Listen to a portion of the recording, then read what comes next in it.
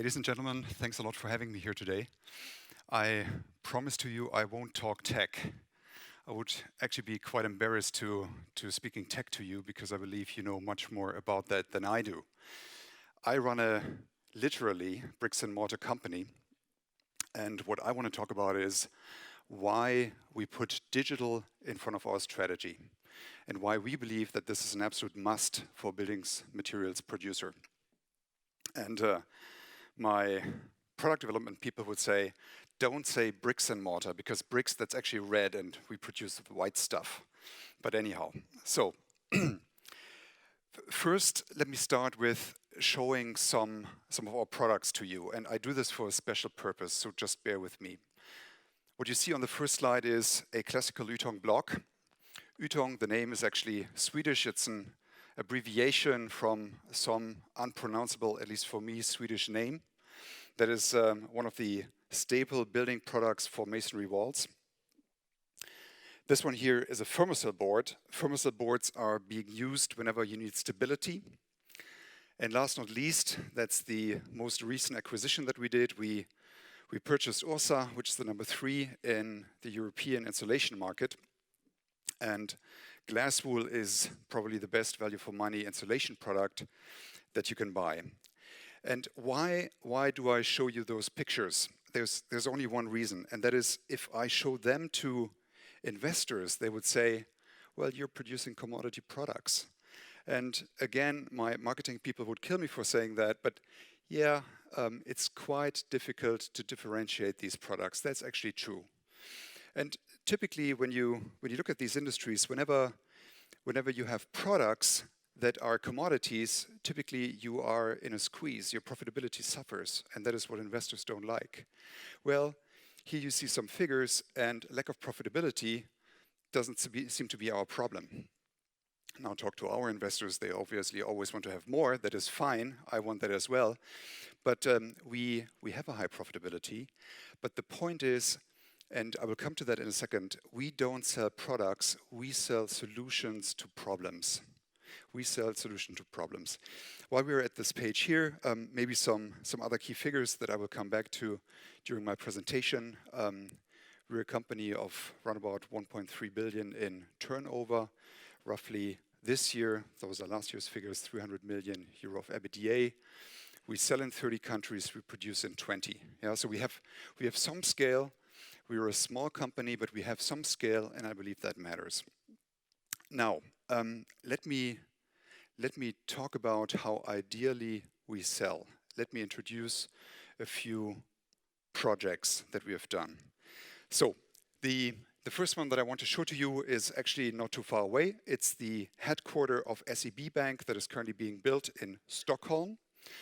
And it's a massive building, as you can see, and it's in the downtown of Stockholm. Now, one of the subtleties of our products, and here that is a Fermacell example.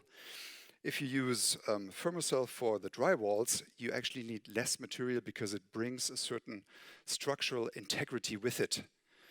The result being you use less material, which in that case meant the reduction of several tens of thousands of trucks that you needed to deliver the product to this downtown construction site.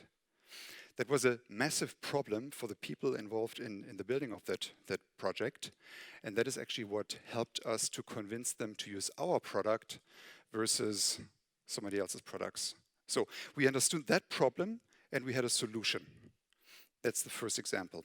The next example, that is a hotel building in Dubai, and the ones who have worked on construction sites know that oftentimes the crane is the bottleneck of the construction site because you're pouring concrete at the top, and at the bottom of the building you're already putting in the installation. And they were under certain time constraints, and again another Fermacell building, Fermacell example. We could speed up the construction time, and the site and the project was no longer in trouble.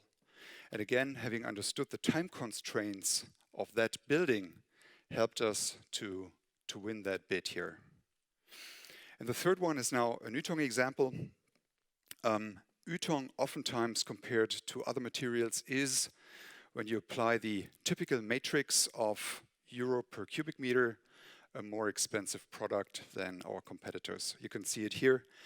But that is actually not what matters. What matters is the total cost of ownership, TCO. So the calculation we provide to the investor, to the real estate developer is, look, if you spend more on our product, you gain also more down the road because you use less labor, you use less plaster, you use less reinforcement, and moreover, you have more floor space to sell. And that is really what matters to you because that is your KPI.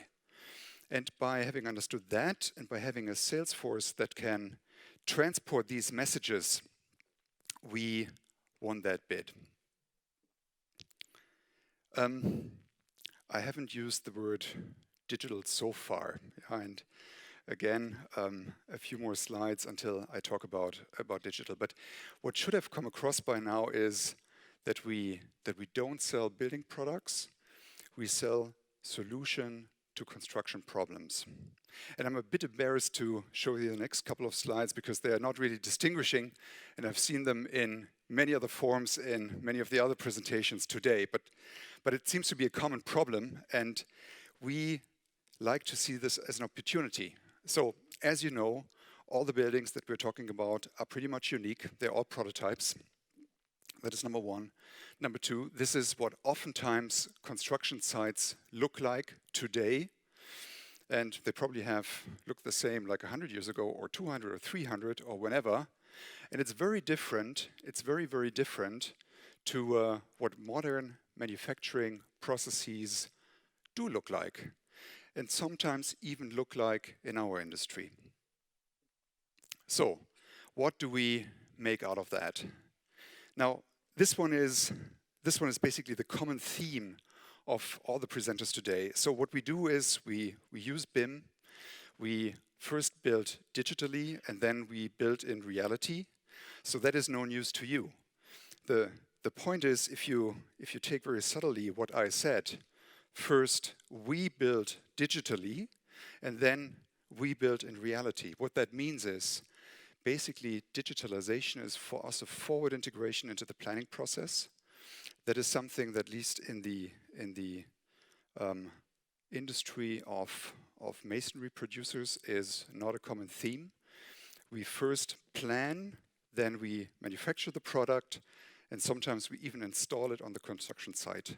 Yeah, so we have the full life cycle of the product. Let me become a little bit more concrete what that means. The first digital solution that you see on the upper side, on the left hand, we call Wall as a Service. That's exactly what I just described. We first go into the design because we say, we as the manufacturer of these products, we have a pretty good know-how of the application. So how to best apply it, how to best design a solution using our products should be in our hands, so that we take over. Second, we then take this data from the planning process, feed it into our plans, and do custom produce the products that are being needed specifically for the walls of that construction site. Then we deliver it in time to the construction site, and sometimes in some countries we even install it. That is what we call Wall as a Service. That's a B2B application that works best when we have large customers that we can do business with on a continuous basis. On the right-hand side, you see a more B2C application, so business to consumer application. We call it Building Companion. It is centered around a simplified data model of a single-family house. And around that data model, we try to make the process of building easy for the homeowner. So we help facilitate the selection of materials, hopefully ours.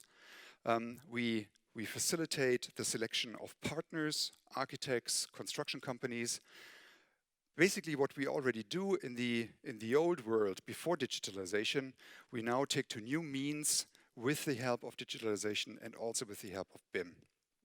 And last not least, value apps. It's more an internal help for us, where we facilitate the design, where we facilitate the selling process by having digital tools to enable these processes. Now, part of that is already reality in what we have, what we do. So when I show you these pictures here, all of these buildings, they have been built using these digital technologies that I just talked about.